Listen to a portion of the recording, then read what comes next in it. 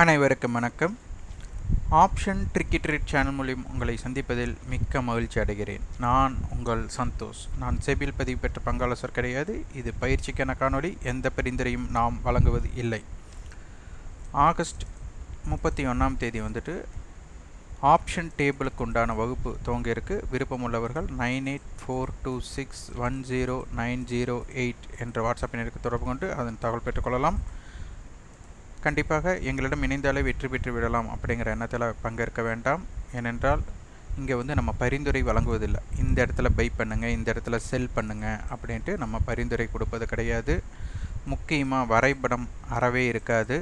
News Bairstow FI டேட்டாவை எதுவுமே பார்க்காம ஆப்ஷன் பிரீமியத்தின் அடிப்படையில் மட்டும்தான் பார்க்க போகிறோம். அதனால் அதனுடைய அனுபவத்தையும் அது எப்படி பார்க்கும் விதத்தை தான் நம்ம கற்றுத்தருகிறோம். ஒரு ஸ்ட்ராட்டஜி என்பது நீங்கள் தான் உருவாக்க போகிறீர்கள் தவிர நம்ம உருவாக்கி அதனை நீங்கள் பின்பற்றுங்க அப்படின்ட்டு இருக்காது.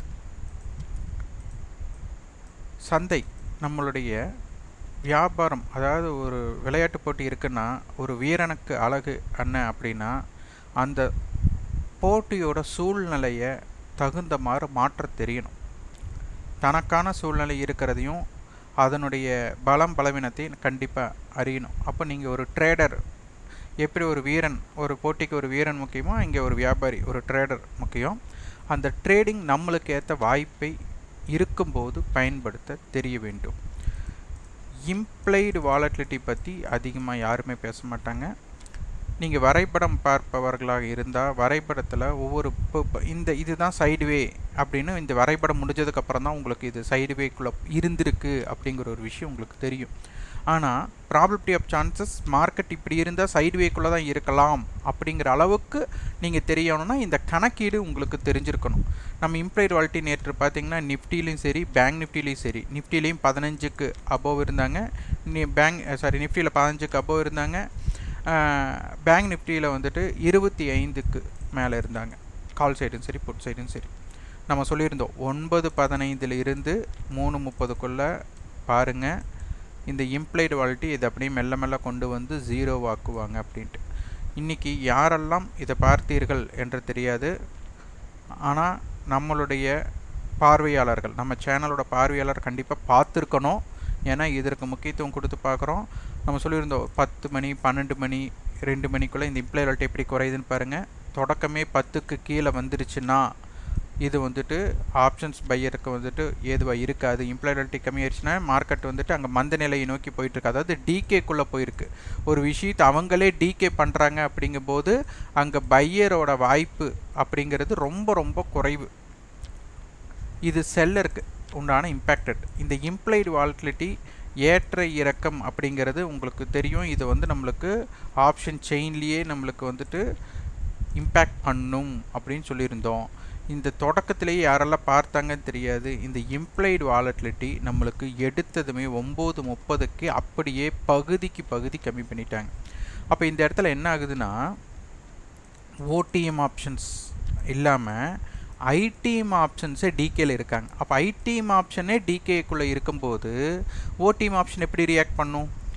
அப்போது அது உங்களுக்கு நன்றாக பிரீமியத்தை கரைவதற்குண்டான வாய்ப்பாக போயிட்டாங்க. அதனால் மார்க்கெட்டில் என்ன ஆயிடுச்சுன்னா சைடுவே மூமெண்ட்டாக மாறிவிட்டது. அப்போ இந்த சைடுவே மூமெண்ட்டுக்குள்ளே இருக்கும்போது நீங்கள் ஒவ்வொரு இடத்துலையும் நீங்கள் வியாபாரம் நம்ம பண்ணணும்னு நீங்கள் முயற்சி பண்ணியிருந்தீங்கன்னா உங்களுக்கு ஓவர் ட்ரேடு அப்படிங்கிறதும் ஆவரேஜ் ட்ரேடு அப்படிங்கிறதும் கடைசியில் என்ன இருக்கும், ஐடிஎம் ஆப்ஷனுக்கு மட்டும்தான் ஆக்சுவல் வேல்யூ இருக்கும்.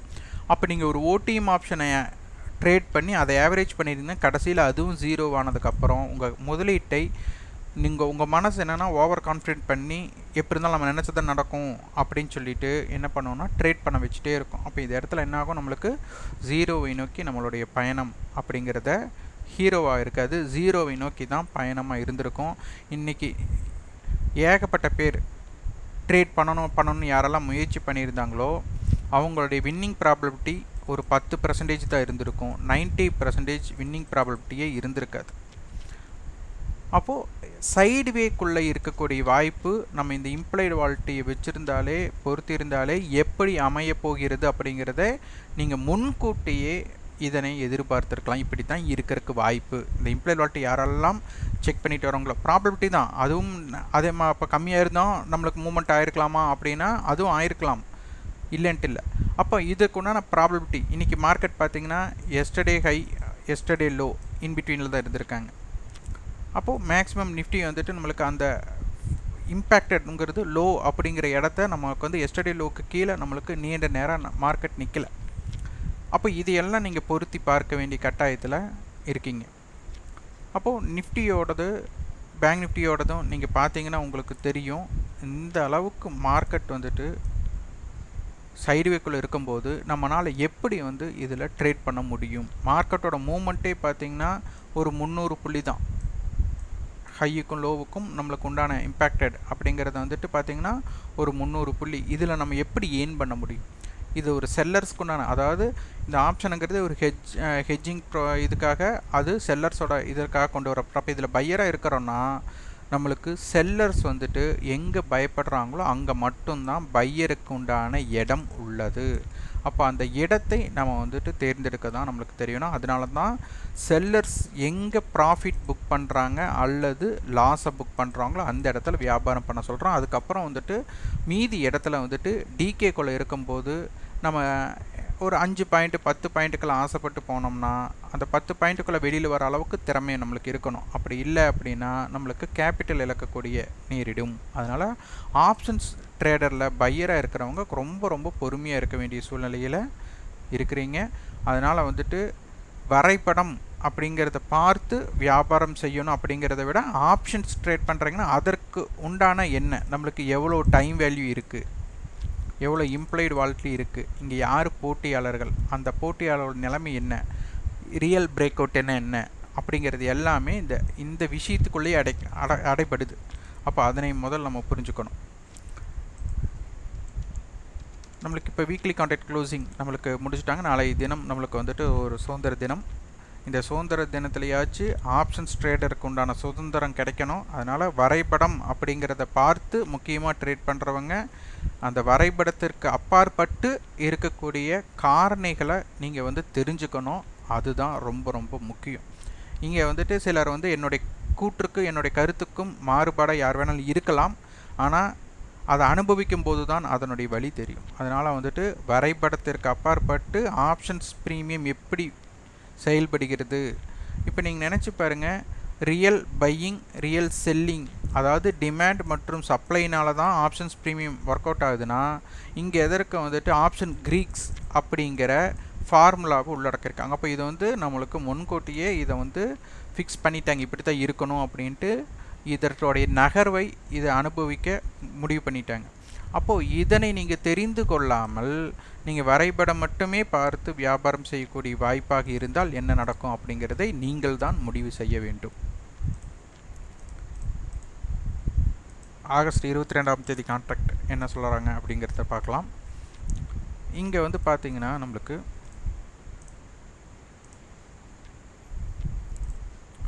24,200 கால், 25,000 கால், 24,200 புட், 23,200 புட், 24,500 கால், 24,000 புட்னு வைடாக கொடுத்துருக்குறாங்க. இப்போ பார்க்க போனால் நம்ம இந்த 25,000த்தையும் 23,200 விட்டுட்டா இது வந்து நம்மளுக்கு ஒரு ஸ்ட்ரேடல் அப்படிங்கிறது இங்கே தெரியுது. நம்மளுக்கு 24,200 மையமாக வைத்து ஒரு மையப்புள்ளி ஆச்சு. இது ஒரு ஆரம்னு வச்சுக்கோங்க, இது ஒரு வட்டம் அப்படின்னா அந்த வட்டத்தோட நடுப்புள்ளி அப்படிங்கிறது 24,200. இப்போ இது வந்துட்டு நம்மளுக்கு கால் சைடுக்கும் இதை வந்து புட் சைடுக்கும் இவங்க வந்து ஒரு ரேடார் இம்பேக்ட் பண்ணுறாங்க. அப்போ இது ஒரு ஆரமாட்டம் நம்ம வைக்கணும். அப்போ 24,200 கால் நம்மளுக்கு அவங்களோட ஹை என்ன சொல்ல வராங்க அப்படின்னா இது 209 ரூபா ஹை வச்சுருக்காங்க. அப்போ இது 209 ரூபா ஹை அப்படின்னா நம்மளுக்கு இது எக்ஸ்பெரியோட நீங்கள் கன்வே பண்ணுங்கள். அப்போ 24,200 ப்ளஸ் 209 அப்படின்னு எடுத்துட்டால் 24,409. இதை 24,200 போட்டு 243 ரூபாய் அப்படின்னா 23,950. இப்போது இதனை நீங்கள் நன்றாக புரிந்து கொள்ளணும். இப்போ 24,200 கால் இனி 209 ரூபாயை நம்மளுக்கு தாண்டக்கூடிய வாய்ப்பே அமையலை அப்படின்னா நன்றாக புரிந்து கொள்ளுங்கள், மார்க்கெட் வந்துட்டு 24,409 போகிறக்குண்டான வாய்ப்பே இல்லை அப்படிங்கிறது தான் இந்த நேர் பொருள். ஏன் அப்படின்னா நீங்கள் யோசிச்சு பாருங்கள், 24,200 எக்ஸ்பைரி எப்போ ஐடிஎம் ஆப்ஷனாக இருந்தால் மட்டும்தான் இதற்கு மதிப்பு இருக்க போகுது. அப்போ 24,200க்கு மேலே இருந்தால் மட்டும்தான் 24,200 காலுக்கு மதிப்பு இருக்க போகுது. அப்போ 209 ரூபாய் அப்படிங்கிற மதிப்பு கொடுக்கணுன்னா மார்க்கெட் எங்கே இருக்கணும்? 24,409 இருக்கணும். அப்போ இவங்க 209 ரூபாயை தாண்டலை அப்படின்னா அப்போ மார்க்கெட் எதற்கு? ஏன்னா நம்மளுக்கு வந்து ஸ்பாட் ஈக்குவல் டு ஃபியூச்சர் தான் நம்மளுக்கு வந்து க்ளோசிங், அதாவது எக்ஸ்பைரியோட க்ளோசிங்கோட ரூல்ஸ், அப்போ சட்டம். அப்போ இதை வந்து மார்க்கெட் 24,200 கால் இனி 280 ரூபாய் தாண்டலைன்னா நீங்கள் உடனே இங்கே அட்டவணையில் கொடுத்துருக்கிறது இங்கே அதிக வர்த்தகம். அப்போ அதிக வர்த்தகம் நடைபெற்றவங்க இந்த 280 ரூபாய் தாண்டவே இல்லைன்னா அப்போ மார்க்கெட் என்ன பண்ணாது? 24,409 அடைவதற்குண்டான வாய்ப்பே இல்லை அப்படிங்கிறது தான் இது பொருள். 24,200 புட் நம்மளுக்கு இங்கே 243 ரூபாய் ஹை கொடுத்துட்டாங்க.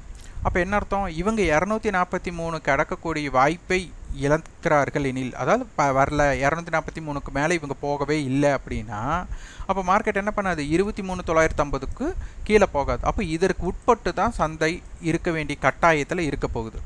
அப்போ இதில் இப்போ க்ளோசிங் அப்படிங்கிறது வந்து இப்போ செட்டில்மெண்ட் ப்ரைஸுங்கிறது இவங்க 160, இவங்க 194. அப்போ இதில் யாருக்கு அதிகமாக இருக்கான்னா புட் ஆப்ஷன் அதிகமாக இருக்குது. அப்போ என்ன அர்த்தம்?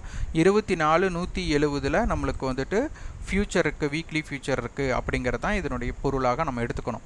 அப்போ 24,200 + 160 அப்படின்னா 24,360.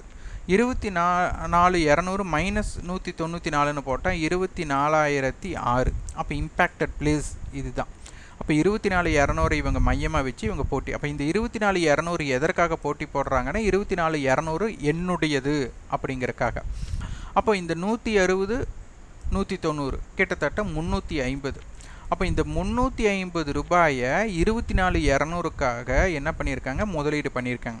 அப்போ இந்த 350 ரூபாய் அவங்களுக்கு வேணும், இது கூட்டாளியாக பண்ணியிருக்காங்க அப்படின்னா 24,550 இங்கிருந்து 23,850 அடைய வேண்டும். அப்போ இவங்களுடைய கூட்டுத்தொகை அப்படிங்கிற இவங்க முதலீடு பண்ணியிருக்கிறது எவ்வளோ? முதலீடுனா 350 ரூபா. 24,200க்காக போராடுறவங்க காலும் சரி புட்டும் சரி அவங்க மொத்த முதலீடு இப்போ என்ன பண்ணியிருக்காங்கன்னா 350 ரூபா பண்ணியிருக்காங்க. இதே நம்மளுக்கு வந்துட்டு இந்த இடத்துல தான் பண்ணியிருப்பாங்களான்னா வேறு இடத்துல பண்ணியிருக்கலாம். ஆனால் இப்போ நம்மளுக்கு முடிவுற்ற இடத்த வச்சு நம்ம பார்க்குறோம். இவங்க எங்கே வேணாலும் பண்ணியிருக்கலாம், ஆனால் இப்போ முடிவுற்ற இடத்துல இருந்து இதை இம்பேக்ட் பண்ணணும். அப்போ இவங்க 2 பேரும் சேர்ந்து, ஏன்னா ஐடிஎம் ஆப்ஷனுக்கு மட்டும்தான் மதிப்பு இருக்க போகிறாங்க அப்படின்னா இவங்க 2 பேரும் முதலீடு செஞ்சதில் ஒருத்தருக்கே 350 வேணும்னா மார்க்கெட் 24,550க்கு மேலே போகணும், இல்லைன்னா 23,850க்கு கீழே போனால் தான் இவங்க 2 பேரும் சேர்ந்து முதலீடு செய்தவர்களுக்கு லாபம் வரப்போகுது. அப்படி இல்லைன்னா இவங்களுக்கு முதலீடு செய்தவர்களுக்கு என்ன ஆகப்போகுது? நட்டம் தான் வரப்போகுது. அப்போ இதனை நம்ம முதலில் புரிந்து கொள்ள வேண்டும். அப்போ 24,200 வச்சு நம்ம நல்லா பார்க்கலாம் அப்படிங்கிறது இதனுடைய அடிப்படையாக நம்ம பார்க்க வேண்டும். அடுத்து இம்ப்ளைடு வாலிட்டி எப்படி இருக்குது அப்படிங்கிறத பார்க்கணும். இம்ப்ளைடு வாலிட்டி பார்த்திங்கன்னா ஒரு 11 ஒரு 13 அப்படிங்கும்போது இந்த இடத்துல வந்து இம்ப்ளைடு வாலிட்டி குறைவாக இருக்கனால ப்ராபபிலிட்டி ஆஃப் சான்சஸ் அப்படின்னு பார்த்தா ரேஞ்ச் நம்மளுக்கு வந்துட்டு ஒரு குறைவான ரேஞ்சு தான் இருக்கிறக்கு வாய்ப்பு. ஏன்னா உங்களுக்கு அந்த ப்ரீமியத்தோட அமைப்பே நீங்கள் பார்த்தாலே உங்களுக்கு தெரிஞ்சிடும். இதனுடைய அட் த மணியோட இப்போ அட் த மணியாக நம்ம எடுத்துக்கிறது வந்து இப்போ 24,150 எடுத்துக்கிறோன்னா இவங்க 188 ரூபா, இவங்க 172 ரூபானா இப்போ அட் த மணியோட ப்ரைஸே நம்மளுக்கு எங்கே இருக்காங்கன்னா ஒரு 175 இருக்கிறாங்க. அப்போ 175 இருக்காங்கன்னா இதோட கான்செப்ட் என்ன? எக்ஸ்பைரியில் அட் த மணியாக இருக்கிற ஸ்ட்ரைக் என்ன பண்ணணும்? 0 பண்ணணும். அப்போ இந்த 175 ரூபா அட் த மணியாக இருக்கிறது இந்த என்ன பண்ண போகிறாங்க? எக்ஸ்பைரி முடிகிறக்குள்ள 0 செய்ய போகிறார்கள் அட் த மணியாக இருக்கிறவங்களை. அப்போ இந்த கான்செப்டை நீங்கள் பிடிச்சிட்டு நீங்கள் பார்த்தீங்கனாலே உங்களுக்கு எளிமையாக இதனை பற்றி புரிதல்கள் ஏற்படும். அடுத்தது பேங்க் நிஃப்டி. பேங்க் நிஃப்டியில் எக்ஸ்பைரி மாற்றணும்.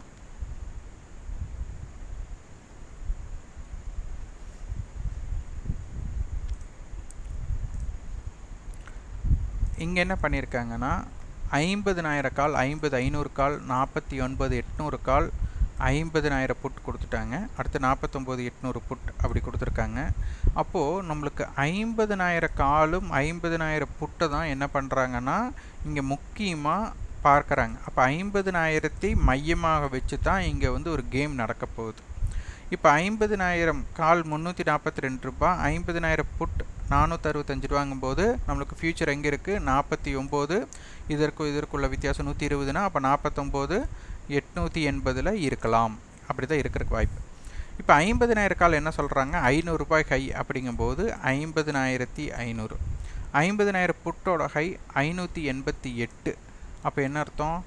49,400. அப்போ இவங்களுடைய வளையம் 50,000தோட கால் புட்டோட வளையம் எங்கே இருக்குது அப்படின்னா இதனை அடிப்படையாக கொண்டு இருக்குது. அப்போ க்ளோசிங் அப்படிங்கிறது இப்போ லாஸ்ட் ட்ரேடிங் ப்ரைஸ் இருக்குது, செட்டில்மெண்ட் ப்ரைஸ் வரல. லாஸ்ட் ட்ரேடிங் ப்ரைஸை நம்ம மையமாக வச்சுட்டா 50,342. இவங்க 465 ரூபா அப்படிங்கும்போது 49,535. இதுதான் இம்பேக்டட் பிளேஸாக பார்க்கப்படுகிறது. இவங்க 2 பேர் சேர்ந்து முதலீடு பண்ணது 400 + 300 700, 60 + 40, அப்போ 800 ரூபாய் இவங்க முதலீடு பண்ணுறாங்க. அப்போ இது என்ன ஆகணும்? 50,000 + 800 50,800.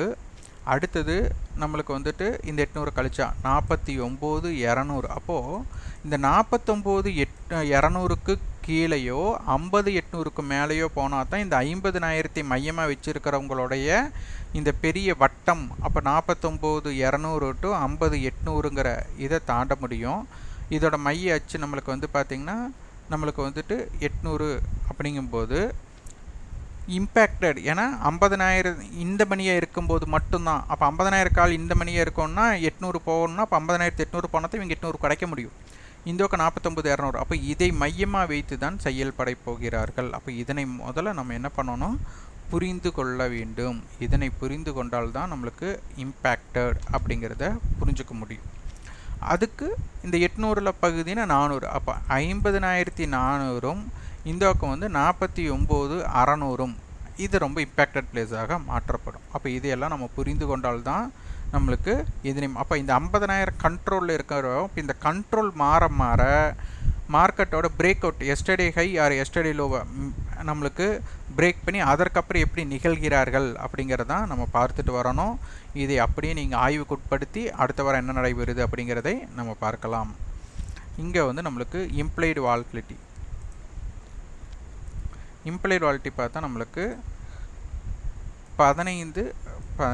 அப்போ இது வந்து ஒரு நார்மலான ஒரு விஷயந்தான் இங்கே இருக்குது, தவிர நம்மளுக்கு வந்துட்டு ஒரு மிகைப்படுத்தின இம்பேக்டட் அப்படிங்கிறது இந்த இடத்துல இல்லை. அப்போ இதை நம்ம முதல்ல நம்ம புரிஞ்சுக்கணும்.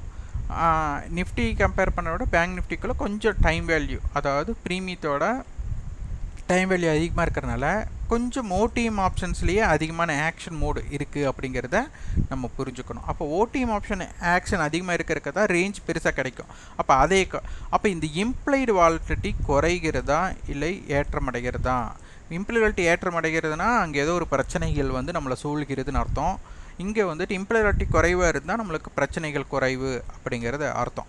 அப்போ இதற்கு அப்பாற்பட்டு நம்மளுக்கு இம்பேக்டட் ஆகணும் அப்படின்னா நம்ம சொன்ன இவங்க 2 பேர் சேர்ந்து முதலீடு பண்ணுறதுல ஒரு இம்பேக்டட் கிரியேட் பண்ணணும். அப்போ அது இம்பேக்ட் கிரியேட் பண்ணுறதுல தான் நம்மளுக்கு வந்துட்டு எல்லைகள் கடந்து செல்லக்கூடிய வாய்ப்பாக அமையும். அப்போ இதனை நீங்கள் வந்துட்டு என்ன பண்ணணும்? சற்று உற்று கவனிக்க வேண்டிய கட்டாயத்தில் இருக்கிறீங்க. அதை நன்றாக பார்த்து கொள்ளுங்கள். இந்த காணொளி உங்களுக்கு பயனுள்ளதாக இருந்தால் லைக் பண்ணுங்கள், ஷேர் பண்ணுங்கள், சப்ஸ்கிரைப் பண்ணுங்கள். கண்டிப்பாக உங்கள் ஃபீட்பேக்கை கமெண்ட் பாக்ஸில் பதிவு பண்ணுங்கள். நன்றி, வணக்கம்.